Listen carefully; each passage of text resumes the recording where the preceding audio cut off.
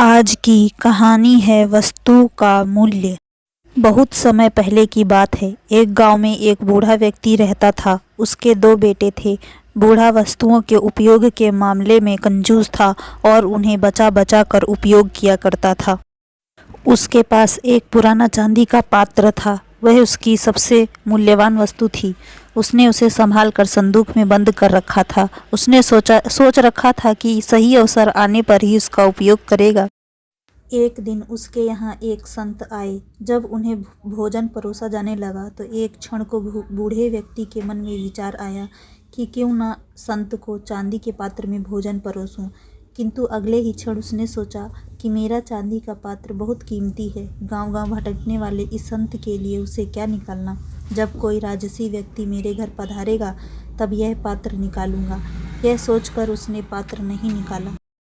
कुछ दिनों बाद उसके घर राजा का मंत्री भोजन करने आया। उस समय भी बूढ़े व्यक्ति ने सोचा कि चांदी का पात्र निकाल लूं। किंतु फिर उसे लगा कि ये तो राजा का मंत्री है। जब राजा स्वयं मेरे घर भोजन करने पधारेंगे तब अपना कीमती पात्र निकालूंगा।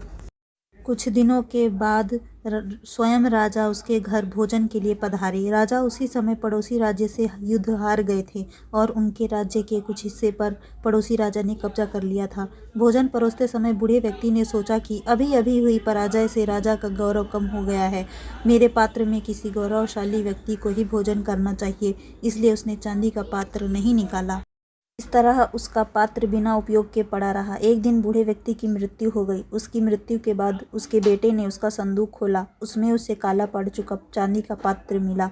उसने वह पात्र अपनी पत्नी को दिखाया और पूछा, इसका क्या करें। पत्नी ने काले पड़ चुके पात्र को देखा और मुंह बनाते हुए बोली, अरे इसका क्या करना है, कितना गंदा पात्र है। इसे कुत्ते को भोजन देने के लिए निकाल लो। उस दिन के बाद से घर का पालतू कुत्ता उस चांदी के पात्र में भोजन करने लगा जिस पात्र को बूढ़े व्यक्ति ने जीवन भर किसी विशेष व्यक्ति के लिए संभाल कर रखा। अंततः उसकी ये गत हुई। सीख: किसी वस्तु का मूल्य तभी है जब वह उपयोग में लाई जा सके। बिना उपयोग के बेकार पड़ी कीमती वस्तुओं का भी कोई मूल्य नहीं। इसलिए यदि आपके पास कोई वस्तु है तो यथासमय उसका उपयोग कर लें।